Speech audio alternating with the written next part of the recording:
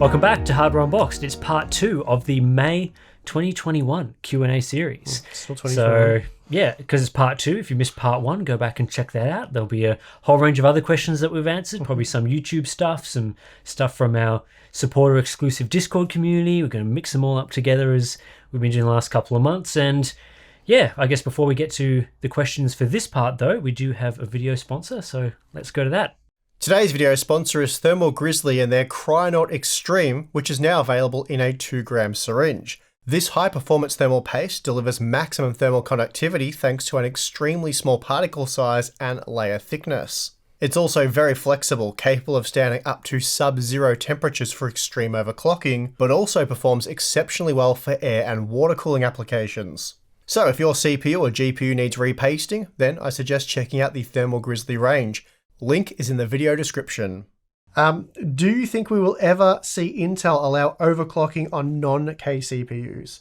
What do you think it would take for them to do it? I think it's certainly possible. It was possible once upon a time or once upon a time. I think it's once upon a time. I'll Google it later to make sure. I think we will see it if things keep heading in the direction there, if they keep getting pressured heavily by AMD. Having said all of that, I don't really care. Like, I guess it means you can buy the lower end parts. Like, you know, for example, with Ryzen, we've always said don't buy the X model, save the whatever it was. Usually at launch, it's like $50 to get the non-X model. So it'd be don't buy the K SKU, buy the non-K and save $50 or whatever. Yeah, I think we will see it, and I think it would be worth it. So yeah, I mean, these days overclocking on these CPUs is not a significant factor. I mean, especially on the K SKUs where they're already clocked very high. I guess it's more about getting those lower clock parts and saying, can you clock them up to the level? Like, say for example, you buy an 11700, can you increase like the all-core frequency to? See, out of the box though, I guess this is where I was going, and I sort of backed out of it because there's so many angles to discuss, but the 11700, for example, out of the box delivers a basically identical performance to the K model because you're talking about like a % or 2 difference in frequency. Don't know exactly what it is, but it's very low like that. So yeah, they've been benchmarked side by side and the results are virtually identical. Obviously with the K SKU, you can maybe 5% more out of it or something. If you're lucky. So it doesn't really make much difference. If they had like the old days in the Core 2 Duo days, you could get like a really cheaper lower end part because the product stack was so heavily segmented, and then overclock that to match the high end part. So you could buy like a $200 CPU and get like $600, $700, $800 CPU performance or whatever it may be. But yeah, basically I think they possibly will do it, and I don't really care. I can see Intel consolidating the lineup from what they've currently got. You know, each CPU basically has like the K model, then the K model with no graphics, so the KF. Then they've got a non-K, non-F, and then a non-K but F model. Yeah. I think a lot of that could be consolidated. So you might see, for example, a slightly higher binned version that becomes the K model with overclocking and the enabled iGPU, and then potentially there's only one other model available that's a little bit lower binned. Still, you can overclock it, but it has the iGPU disabled. And then that would sort of present maybe a more sensible level of segmentation. So there's not 100 CPUs. They cut it down to like 1 or 2 per core count. Again, it also depends in the future when they move to a new node, what's the difference between the best bins and the least good bins. That will depend a lot on this as well. Yeah. And potentially, maybe then it makes more sense to enable overclocking. So if the bins, you know, some bins may be slightly better than the others. So yeah, I think with 10th and 11th gen, it wouldn't have made much difference. It wouldn't have changed our recommendations or how excited we got about certain CPUs. I think the lock parts are just fine, especially when you run them without power limits on, you know, most of the Z series motherboards or Z series, depending on where you come from. Definitely Z series. What have you done? Edit that out. The comment section can't handle that kind of flack. I think the biggest difference really was the memory support, because absolutely. The JetX spec is so low, and obviously we're going to see the same thing with DDR5. It'll start somewhere, and then a couple of years down the track, it'll get, you know, higher frequency, better timings and stuff like that. So 2666 did limit CPU bound performance quite a bit, and then you get, you know, lower latency, 3200, 3600, even 3800 now, and that can yield quite impressive performance uplifts, and that's probably more beneficial for locked parts than adding 300 megahertz to the frequency. Yeah, the difference between it running at JetX CL22 as opposed to Yeah. CL16, even at the same frequency like DDR4 3200. Yeah. Big difference. Yeah, I think that you could still tune the timings, but obviously it was the frequency cap. But you had to be a bit more knowledgeable, I suppose. Timings can be a real mess, because even if basically just validating it for stability and whatnot can be a pain in the butt. Yep. So you think it's all good, then you go to encode a video or something and it gets to 50% and then blue screens and you don't know why. And so that's why memory timings, I don't push the tuning angle too much. Yep. And I definitely don't test with tune timings because of those reasons. All right, next question. Interesting. I think we were just talking about this in our Patreon and Float Plane exclusive live stream. So I'll just copy and paste that and then I'll have a break for a minute. Yeah, that'd be easy. But no, we'll go into it again. Fine. We are seeing mid-range parts go up in pricing, not just for graphics cards from $200 to $500, but motherboards and CPUs as well. $350 used to be the top-of-the-line CPUs. Is this due to increase in complexity? And if so, as time goes on, will parts just keep getting more and more expensive to the point that very few people can even afford mid-range? So I think you've talked about this a lot in terms of, say, the high end of graphics card pricing. It really comes down to, in the high end, what are people willing to pay? And it's been proven over years with products like, the Titan line going into the 2080 Ti and now going into the RTX 3090, that consumers have money. There are certain people out there that are very well off, have lots of disposable income, and this is, PC gaming might be their main hobby, that are willing to spend ridiculously high amounts of money on products. So I think we will continue to see very high pricing at the top end because there's a market for people. It might be maybe a very small market, and maybe Nvidia or AMD only gives people 5% more performance or a very small amount more performance for a ridiculous price increase. But if the market is there for those people, then that is still going to exist. Yep. And they're going to keep testing the waters to say, we sold X amount of $1,500 GPUs. Can we push that up to $2,000? What can we do to increase that? But then at the same time, that doesn't necessarily mean that there will be no mid-range products, because what happens below that is very dependent on competition. And you need both brands, whether that's Intel versus AMD or AMD versus Nvidia, depending on CPUs or GPUs. And they'll still overall make more money off the lower margin but much higher volume parts. Yeah, that's right. You can't just not sell a $200 GPU because there are some people out there that can't afford a $300 GPU. So if you don't have a $200 offering, there's no sale there at all. So you're not making anything off those people. That's right. When you spend hundreds of millions, if not billions of dollars on developing a brand new architecture, and it can scale from your $2,000 product right down to your $200 product, it makes no sense not to offer the $200 product. It depends on what that product looks like. Like, is it a GT 1030 or is it like an RX 580 type product? But yes, they will do that. Obviously right now I guess this question comes about really because we haven't seen the sort of more, what would you really call the mid-range type products to the low end? Affordable products, yeah. You're not seeing those because all the manufacturing capacity is on the big margin stuff.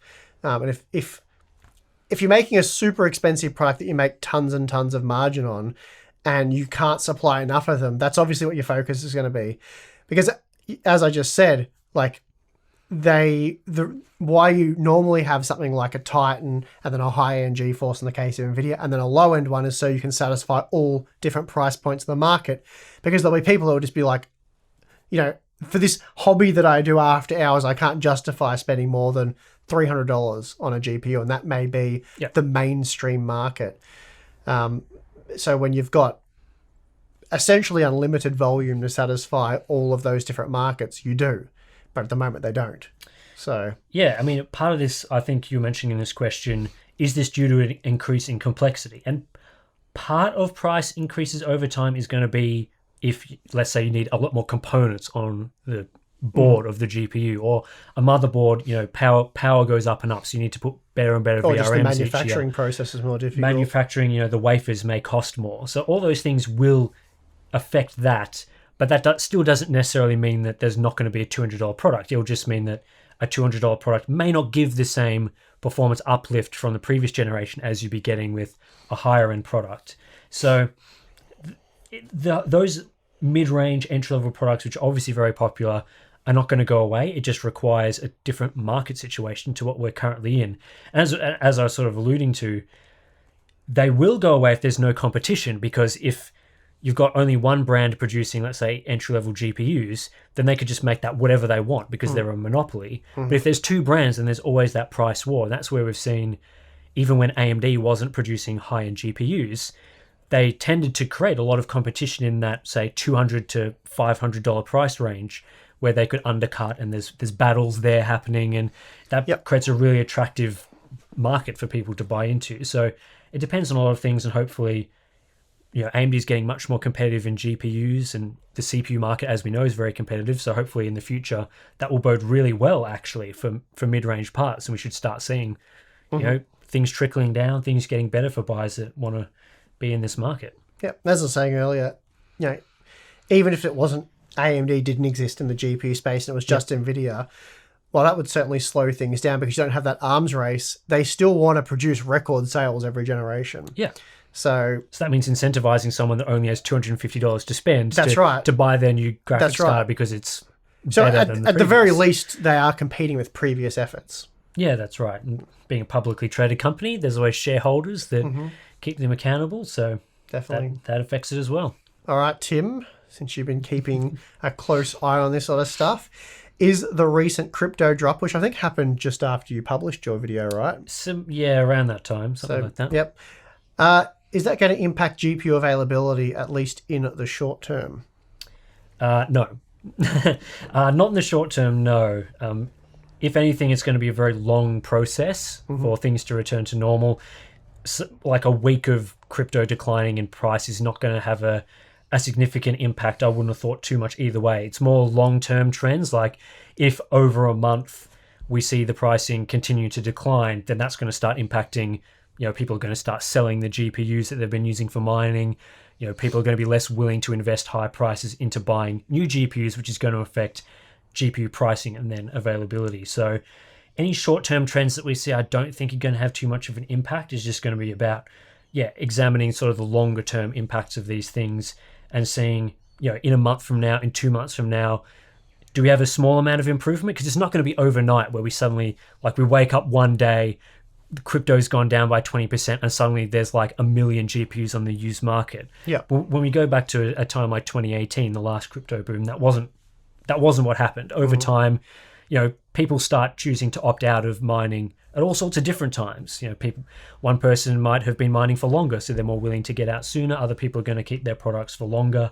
So all that stuff is going to be factored in, and certainly it's going to be, second half of the year if things continue in their current trend. Of course, if things go the other way, then that's going to impact that timeline. So there's a lot of things to play out here, and we just really have to hope for the best. But short-term gains, unfortunately, there's not a lot of good news to share on that front. No, there's still a lot of pent-up demand from gamers as well. So yeah, that's right. The second cards start to head back down towards the MSRP. Don't want to get anyone excited, by the way. But the demand's just going to be crazy. You think it's crazy now, but a lot of people are sitting by on the sidelines going, I'm out. I'm not doing anything. I'm not interested. I've given up. I've given up the idea of buying a current generation GPU. I'll just wait it out and I'll come back in a year or whatever. But then if things start to turn around, it looks like you could upgrade, then a lot of people will return to the market and want to buy one. And then so a lot of things have to change, and it'll be a slow process, as you say, but hopeful that it improves as the year goes on. Yeah, it's going to be interesting to see, you're talking about MSRPs, for example, how that's affected as well by used GPUs coming to the market. We were just talking about this on the live stream. It felt weird saying like MSRP in relation to a graphics card. But, there's going to be market pressure from two directions. Obviously retail's not going to be able to sell their cards for as ridiculously high prices anymore because the demand won't be there. And then that's going to be exacerbated by people choosing to buy a used GPU instead of buying a new GPU. Yep. But all that stuff, as we've sort of talked about, happens slowly over time. It isn't just one day, OEM's like, oh, I'm not going to, my GPU's $1,000 less. Yeah. It's, $100 per week or $100 per month. Yep. And then over time, hopefully that the demand that you're saying is definitely still there from people that have wanted to upgrade to this, what should be a very, very good generation of GPUs. Which is why it will take so long to slowly wind down. Because if it was just one thing that was creating the demand and that thing turned off overnight, and then as you say, some people were tossing up when they sort of opt out or give up on it, you would see it sort of flood back pretty quickly. But yeah, because there's still so many gamers that are wanting to get cards and whatever, yeah, it'll be a slow process. Yeah, that's right. So yeah, I think the positive thing for people wanting to get into that sort of market down the track who've sort of given up, they're waiting for prices to come down, is that the sales data that companies like Nvidia and AMD are sort of saying, we are shipping a ton of GPUs, and presumably a lot of those are going to mining, means that once that demand shifts over from mining to gaming, there will be a lot of cards available for people to buy. So hopefully at some point, as we've been talking about, that will all come to play. But yeah, the pent-up demand from gamers is very, very real. And even in something like the consoles, which you can't mine on a console, something like a PlayStation 5 is still very difficult to purchase, and it's that those were launched around the same time as these current gen GPUs. So, and that just speaks to the gaming demand, really. Yeah, exactly. So this will be an ongoing issue, but hopefully this, by the end of the year, we're sort of talking about a more positive market. That's what we need to look for, not MSRP straight away, but definitely, we're not being charged 4 times as much or 3 times as much. Maybe we're down below double. That would be. I think we're all looking forward to it sort of starting to trend in a more positive direction rather than go the other way. Do you think, put your thinking hat on, Tim. I will, okay. Do you think that AMD will release a similarly priced competitor to the 11400? Zen 3 stock is improving. Yep. So I guess it depends on 7nm supply and whether they feel like they need to offer that part. I'd say at this point in time, probably not. Yeah, I mean, obviously rumours are starting to heat up about some sort of future generation of Zen processors, whether that, it doesn't sound like Zen 4 will be the replacement this year, but there's been talk of Zen 3 Plus and even Zen 3 XT processors at some point. So it would make sense that if there was going to be a competitor, that maybe AMD would just wait until that sort of line is ready, because if you're talking about, let's say, October or November, at a guess, that's when they launched their previous gen part. So a year on, if it's taken them a year to get supply Zen 3 ready, then wouldn't you just wait for their refresh? Yeah, it's an a thing that's happening. It's an interesting one because while I haven't deeply analysed this, but obviously we know 7nm supply issues. Things like the 5950X and 5900X, which are very expensive CPUs, they've struggled to keep them in stock. And then, you have the lower end parts. The cheapest Zen 3 part at the moment is the 5600X. It's $300 US. That's a very expensive, once upon a time, that would have been a flagship CPU. Yep. So my only concern for AMD, not that I'm concerned with what AMD do or anything, but if I was AMD, my only concern is that they were heavily winning back market share. Yep. And with Zen 3 and the way things have been, that's pulled back a bit. And while they've got this clear advantage over Intel, I don't really care which side of the fence you sit on that one. AMD has a clear advantage over Intel now. It's just, that's facts. I would think they'd want to capitalize on that. Obviously it's good making money, and making money helps you make future products better.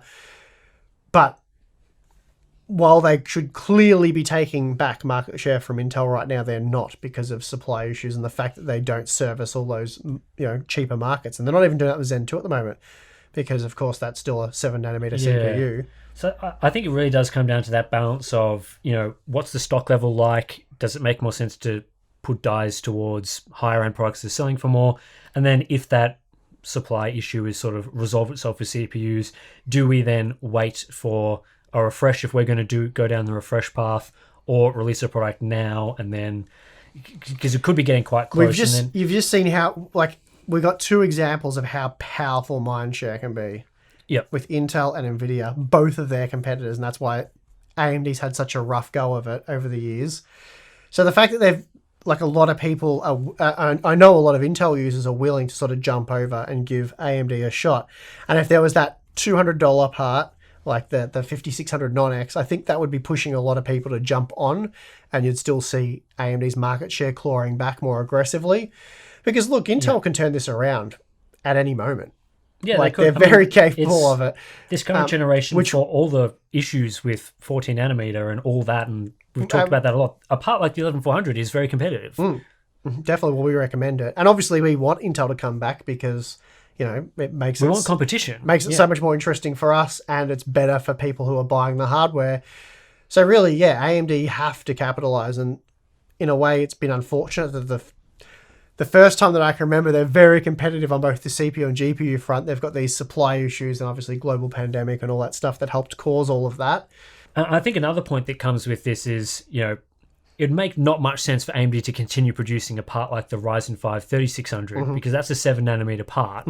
So if you've got 7nm wafers, why would you produce a previous gen part when they could just produce a faster version like a 5600 non-X and potentially sell that for more or go down that sort of line? So I guess, is the stock of the 3600 that continues to sell, is that just parts that were already produced, or I'm not sure on it's really hard to know on that. So I would expect that if supply goes down the way that it's currently heading, where these parts become like a 5600X are definitely in stock, then AMD would have the incentive to create a product in that range, so as opposed to continuing to sell the 3600. So we'll see what happens in that area, but I agree, AMD should be trying to get their market share back. And because once you win people across to your platform and they have a good experience there, and they tend to, I don't know, people we see that on the Amazon CPU sales. Yes. It's like, even though Intel is very competitive with 10th and 11th gen in the lower end of the market, AMD is dominating sales. Like first gen Ryzen parts are outselling Intel's best selling CPU the last time I looked for the that's true. pricing thing. So that's right. It's a difficult argument to make because they're selling CPUs. That's right. So they're making money. That's what drives them. Hi Hub, is there difference in VRM design or difference in VRM design quality and performance for two motherboards from the same company but using different chipset? For example, MSI B550 mortar versus B560 mortar. So those boards, actually I can't recall off the top of my head. It's extremely unlikely they have the same VRM, which I suppose answers your question. So no, that can be a bit confusing. So you sort of go, I bought a Z490 Tomahawk and it was awesome, so therefore I'm just going to go blindly buy a B560 Tomahawk, which is actually a good board. Maybe not a good example, but you know what I mean. Like there have been, what's a good example? If you bought... No, can't think of one off the top of my head, but there's probably ones out there. But basically, it's a branding, and there's not... Tomahawk doesn't mean 8-phase VRM using 50 amp power stages. It doesn't mean that at all. It just means Tomahawk usually targets a certain price point, and if they do their job well, they'll offer the best thing they can at that price point. Yeah, so I think that makes the most sense. Yeah. And of course, we've seen over the years, and the first gen Ryzen boards weren't as good as like the follow-up boards, and you see now that a Z590 motherboard probably has a better VRM than was on the previous generation because the power requirements go up. So it's all based on that, and sort of wherever the tier fits, they do what they can do that makes sense on that platform. Motherboard design and VRM and all that sort of stuff was definitely a lot sloppier before people like Buildzoid came along and Gamers Nexus and then ourselves and tried to sort of expose what was going on there. So we're definitely seeing, for the most part, better VRMs across the board. No pun intended. But yeah, there are still some duds here and there. So yeah. But yeah, to answer the question, doesn't mean anything. So you can have a mortar board from one chipset that's garbage and then a mortar board from another chipset that's awesome. All right, I've got an interesting question here. Okay. What on earth is going on with Asrock, and do you think they will return to sanity in the near future? They're hostile to media, they release junk products, and they don't seem to care in the slightest. Now, that is quite some burn that this commenter is leveled the way of Asrock here. So, what do we reckon? I'll turn it down. Well, they have released some bad products. They've certainly released some good products as well. So just to be clear on that. Yep. So I certainly wouldn't say that Asrock is a junk brand. They've, I think their B550 range from memory from top to bottom or bottom to top, depending on which way you want to go, are all good. Obviously, they fumbled big time on Z490, which is where we parted ways with Asrock against our will. So... Yeah, I don't know why they've gone about things the way they have, or why they think that's a winning strategy, because I don't think it's going to be for them. Thankfully, other companies where we've exposed bad products with, MSI, even Gigabyte, Asus, they've all sort of handled it well. May have been a bit disappointed at the time, but always came to their senses and worked out it would be better to work with us than just ignore us and have nothing to do with us. So, but yeah, I know Asrock's blacklisted Gamers Nexus as well. I don't know who else, so I don't know who else this question's referring to. I've not heard of any more recent dramas. But yeah, for those of you who aren't aware, Asrock don't work with us. They don't sample us. I've probably worked with Asrock since they were founded. I'm pretty sure that's fair. I think that's accurate. I've worked with Asrock fairly closely since they were founded. I've reviewed countless motherboards and now quite a few graphics cards. And yeah, they didn't like our Z490 coverage, where we basically called them out for making one very garbage motherboard. And that was it.